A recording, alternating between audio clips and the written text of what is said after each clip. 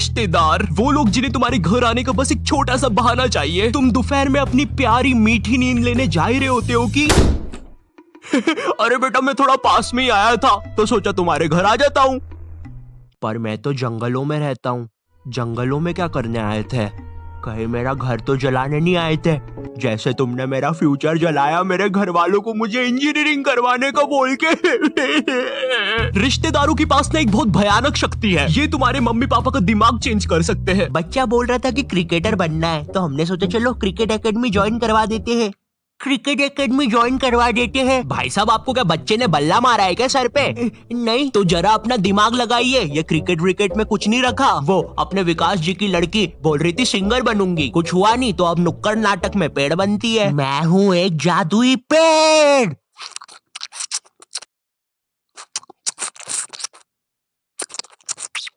क्या हम ये पेड़ का रोल हटा सकते हैं? वैसे भी ये नाटक खरगोश और नेवले की जुगलबंदी के बारे में है। और क्या मुझे कोई बताएगा इधर असली नेवला किसने छोड़ा?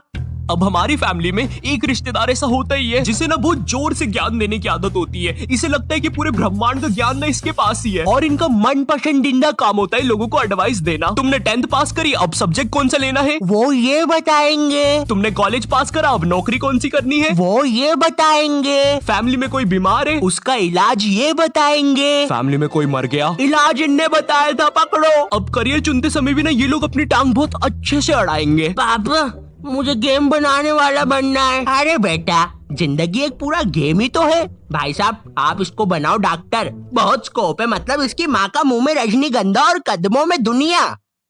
नहीं पापा डॉक्टर तो नहीं पापा, इतनी पढ़ाई से तो मजदूर बन जाऊंगा मैं, लेकिन डॉक्टर तो।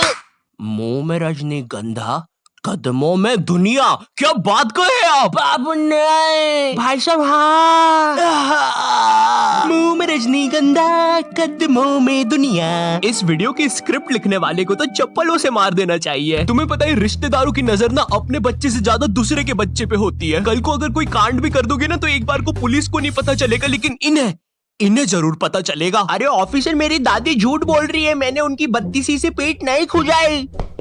मिस्टर आयु यू आर अंडर अरेस्ट। लेकिन आपके पास तो मेरे खिलाफ कोई सबूत ही नहीं था। हाँ सबूत नहीं था, लेकिन अब है। मिलो तुम्हारे फूफे से। इनने बिजली के खंबे पे चढ़ के तुम्हारी क्राइम करते हुए फोटोज खींची है। हालांकि वो बात अलग है, खंबे से नीचे उतरते समय इनकी पैंट के साथ चड्डी भी फट गई, लेकिन उसका टेंशन तुम मत लो। पैंट और चड्डी दोनों सही सलामत दर्जी के पास पहुंच चुकी है। वो सुबह तक रफू करके दे देगा, शाम तक। और ये रही तुम्हारी फोटो।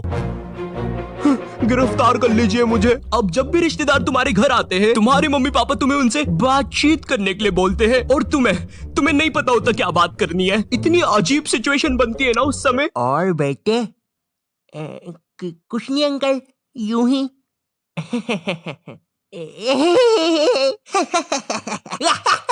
अरे पागल खाने के कैदी हंसते हैं ऐसे एक दूसरे को देख के। अब कुछ रिश्तेदार ना तुम्हारे सीधे घर आते हैं और तुम्हें तुम्हारे बचपन की अजीब सी यादें बताने लग जाते हैं। बेटे तेको याद है एक बार मैंने तेको तेरी लंगोट की बल उठा के पंखे पे लटका दिया था और तेरी माँ ने अनजाने में पंखा खोल दिया था, वो भी 5 की स्पीड पे।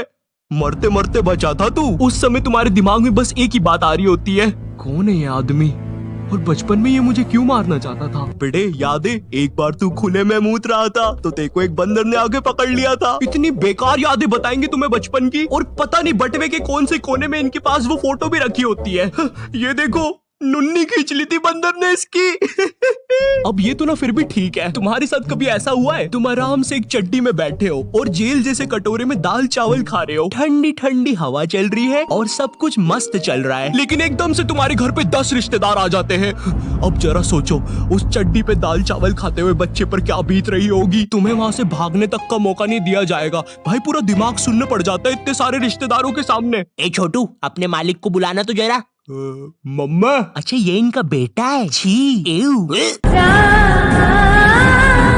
अब ये रिश्तेदार ने काफी अलग अलग प्रकार के आते हैं। जैसे फैमिली में कोई बहुत बूढ़ा दादाजी नहीं होता है जिसके दिल की जगह भी बैटरी लगी होती है, इसे परिवार वाले मरने ही नहीं देते। इन्हें कुछ हुआ फट से ऑपरेशन, भाई आधा रोबोट बना के रखा है दादाजी को। उधर दादाजी का 150वां जन्मदिन बनाया जा रहा है। हैप्पी बर्थडे दादाजी। वो दादाजी बेचारा अपनी बैटरी के दोनों वायर पकड़ के बोल रहा है, बेटा मार दो मुझे प्लीज, कोई मार दो। अब पीछे तुम्हारे पापा तुम्हें कोल्ड ड्रिंक उड़ाने से मना कर रहे हैं, क्योंकि अगर कोल्ड ड्रिंक का एक भी बूंद दादाजी की बैटरी पे गिरा तो तुम्हारा दादाजी टाइम बम की तरह फट जाएगा। खैर जो भी कह लो, रिश्तेदार हमारे घर से जाते समय अपनी पोटली से थोड़ा धन वो हमें भी दे के जाते हैं, भले वो 20 रुपए का लुल्ली नोट हो या 100 रुपए का करारा नोट हो। पर सवाल यहाँ पे ये नहीं है, सवाल ये है कि रिश्तेदारों के साथ इतनी मारामारी के बाद क्या वो 20 रुपए का लुल्ली नोट काफी था या नहीं, मुझे नहीं पता। मुझे बस एक चीज पता है, सब्सक्राइब करो। चाहे तो ये 20 रुपए का लुल्ली नोट ले लो, लेकिन सब्सक्राइब करो। मेरी आंखें तुम पे ही है, करो अभी। मेरे बच्चे के लिए कर दो यार। हे, क्या तुम्हारा बच्चा मेरे बच्चे से दोस्ती करेगा? चले जाओ यहाँ से तुम्हारा बदसूरत बच्चा लेके। वो जा रहा हूँ, मैं जा रहा हूँ, बस चला ही गया। ये मेरा सेकंड चैनल है और ये मेरा इंस्टाग्राम है, तो यहाँ पे भी फॉलो सब्सक्राइब कर देना। अब मुझे भी जाना है क्योंकि मेरे बच्चे का पेट खराब है और कर दी उल्टी।